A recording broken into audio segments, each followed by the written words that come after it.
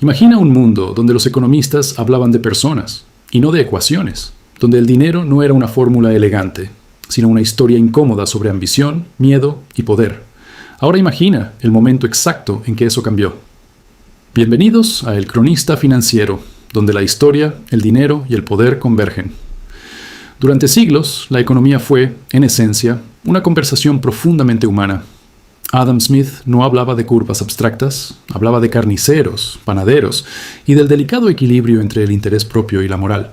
Thorstein Veblen se burlaba sin piedad de las élites, señalando cómo el consumo no era necesidad, sino una exhibición de estatus. John Maynard Keynes, por su parte, entendía algo que hoy muchos modelos ignoran. Los mercados no son racionales, son emocionales. Están gobernados por lo que él llamó espíritus animales, miedo, euforia, pánico colectivo. Era una economía viva, caótica, impredecible, como la propia historia del dinero en cualquier país de Latinoamérica o España. Pero en algún punto del siglo XX, esa conversación dejó de sonar como vida y empezó a sonar como física. De repente, los economistas dejaron de contar historias y comenzaron a dibujar gráficos. Las suposiciones se endurecieron hasta convertirse en leyes. Y una disciplina que había nacido dentro de la filosofía moral empezó a venderse como una ciencia exacta. No fue un accidente, tampoco fue una evolución natural, fue una estrategia. Y detrás de esa transformación hay un nombre que pocos fuera del mundo académico conocen, pero cuyo impacto sigue definiendo cómo entiendes hoy la inflación, la deuda y tu propio dinero. Paul Samuelson. Para entender por qué esto importa y por qué afecta directamente a tu libertad financiera y a tu planificación patrimonial, primero hay que regresar a un momento donde la economía fracasó de forma estrepitosa. Principios del siglo XX. El sistema económico dominante prometía algo muy concreto: mercados que se autocorrigen, estabilidad a largo plazo y decisiones racionales. Era una narrativa cómoda, elegante y completamente equivocada. Luego llegó 1929. La Gran Depresión no fue una simple recesión, fue un colapso sistémico. La producción se desplomó, el desempleo se disparó, bancos quebraron en cadena. Y lo más grave, los economistas no tenían una respuesta útil en el momento en que más se necesitaba.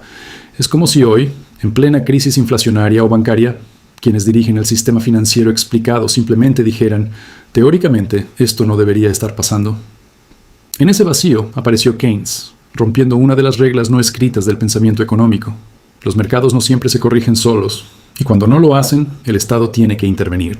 Keynes no hablaba en ecuaciones elegantes, hablaba en términos incómodos: incertidumbre, pánico, expectativas. Sus ideas funcionaron, al menos políticamente, porque ofrecían algo que la teoría clásica no podía: acción. Pero había un problema. Keynes sonaba demasiado humano, demasiado intuitivo, demasiado imperfecto. Y en el mundo de la posguerra, eso no era suficiente.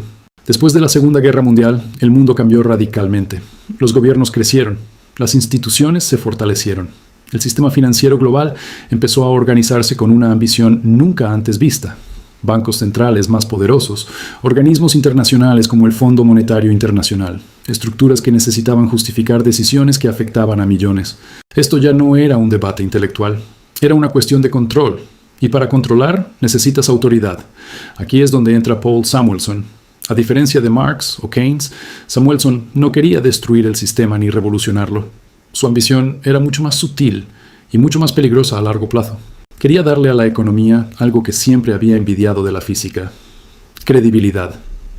En 1947 publica Foundations of Economic Analysis. No era un libro más, era un intento de rediseñar completamente la economía como disciplina. La idea central era tan simple que parecía incuestionable. Las personas optimizan, los consumidores maximizan su satisfacción, las empresas maximizan beneficios y los mercados coordinan esas decisiones. ¿El resultado? Equilibrio. No porque sea moralmente correcto, sino porque el modelo lo dice. Aquí está el punto clave que muchos no entienden. Samuelson no decía que las personas fueran perfectamente racionales, decía que asumir que lo eran hacía que los modelos funcionaran mejor. Y cuando haces eso, ocurre algo muy interesante. La economía se vuelve limpia, elegante, predecible y peligrosamente convincente, porque en el momento en que empiezas a usar matemáticas como lenguaje dominante, también heredas algo más: la ilusión de precisión. No. De repente, el sistema financiero deja de parecer una red de decisiones humanas y empieza a aparecer una máquina que puede calibrarse, optimizarse, controlarse. Samuelson construyó lo que se conoce como la síntesis neoclásica, básicamente un acuerdo implícito entre dos mundos que parecían incompatibles, el de Keynes y el de los mercados libres. La narrativa era perfecta. Los mercados funcionan bien, la mayoría del tiempo, pero a veces fallan. Cuando fallan, el Estado interviene. Y cuando todo se estabiliza, el mercado vuelve a tomar el control. Es un equilibrio que suena razonable. De hecho, es el mismo argumento que escuchas hoy cuando los bancos centrales suben tipos de interés, inyectan liquidez o justifican rescates financieros. ¿Te suena familiar? Exacto. Este marco no solo dominó la economía académica, se convirtió en el lenguaje oficial del dinero y poder. Y aquí es donde el cambio se volvió irreversible, porque Samuelson no solo escribió teoría, escribió el manual. Su libro Economics, An Introductory Analysis, formó durante décadas a generaciones enteras de economistas, gente que hoy dirige bancos centrales, ministerios de economía, organismos internacionales. No solo aprendieron economía, aprendieron qué era la economía, y cuando una idea se convierte en educación estándar, deja de ser cuestionada, se convierte en realidad. A partir de ahí, algo empezó a desaparecer lentamente. El comportamiento humano se simplificó, el poder dejó de ser el foco, la psicología se trató como ruido, y las crisis como excepciones, no como parte del sistema. Samuelson no lo hizo con mala intención. De hecho, creía que estaba ayudando a mejorar el bienestar humano. Pero su éxito creó algo inesperado. Una disciplina que empezó a confiar más en sus modelos que en las personas que esos modelos intentaban representar. Y eso tiene consecuencias, porque en el momento en que la economía habla con autoridad, también empiezan a hablar desde la distancia. Y esa distancia es exactamente lo que sientes hoy cuando escuchas hablar de inflación explicada, tipos de interés o políticas monetarias que afectan tu vida diaria, pero parecen diseñadas en otro planeta. Con el tiempo, los modelos dejaron de ser herramientas, se convirtieron en escudos. Los bancos centrales, los ministerios y las instituciones globales adoptaron este lenguaje porque ofrecía algo irresistible: claridad. Si todo puede reducirse a ecuaciones, entonces las decisiones ya no son políticas, son técnicas, no son debatibles, son inevitables. No es una elección, es lo que el modelo dice. Y ahí es donde entra el verdadero juego de poder, porque cuando eliminas la narrativa humana, eliminas la responsabilidad visible. El problema es que este enfoque tiene un punto ciego enorme. El modelo asume estabilidad, asume que las crisis son externas, asume que el sistema, por defecto, funciona. Pero la historia de la deuda en América Latina, el corralito argentino en 2001, la crisis de deuda en España tras 2008, cuentan otra historia.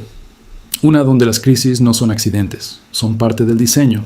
Cuando llegan burbujas, pánicos o colapsos, los modelos suelen reaccionar tarde, subestiman el riesgo, ignoran el apalancamiento acumulado. Y cuando la confianza desaparece, porque el dinero, al final, es confianza, todo se rompe más rápido de lo que cualquier ecuación puede prever. 2008 fue el ejemplo perfecto. Los modelos eran sofisticados, la gestión de capital parecía impecable, el riesgo estaba distribuido, hasta que dejó de estarlo. Y entonces ocurrió lo inevitable. El sistema no falló por falta de inteligencia, falló por exceso de confianza en una visión demasiado estrecha de la realidad. ¿Y qué hicieron las instituciones? ¿Replantearon el modelo? No, parchearon el sistema. Inyecciones masivas de liquidez, tipos de interés cercanos a cero, expansión de balances, medidas extraordinarias que se volvieron permanentes. Nada transmite más estabilidad que vivir en emergencia durante más de una década. Aquí es donde el legado de Samuelson se vuelve incómodo. Por un lado, su modelo permitió coordinar economías complejas. Sin él, el caos habría sido mayor. Pero por otro lado, creó una distancia enorme entre quienes toman decisiones y quienes viven sus consecuencias.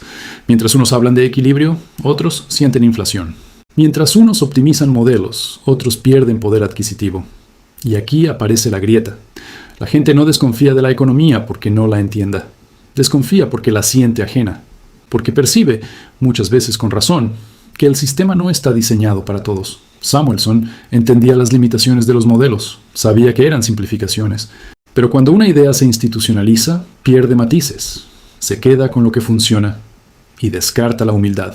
Si comparas esto con Keynes, que insistía en reconocer la incertidumbre, o con Veblen, que ponía el foco en el poder y el estatus, o incluso con Adam Smith, que jamás separó economía de moral, verás el cambio.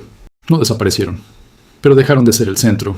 La economía se convirtió en un lenguaje de expertos para expertos, en sistemas que la mayoría no cuestiona. Y por eso hoy, cuando escuchas debates sobre deuda, inflación o estabilidad financiera, muchas veces sientes que no encajan con tu realidad. Y no estás equivocado.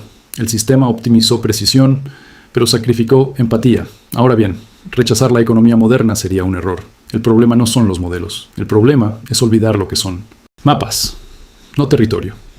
Samuelson le dio al mundo un mapa increíblemente detallado, pero ningún mapa captura cada calle, cada obstáculo, cada reacción humana.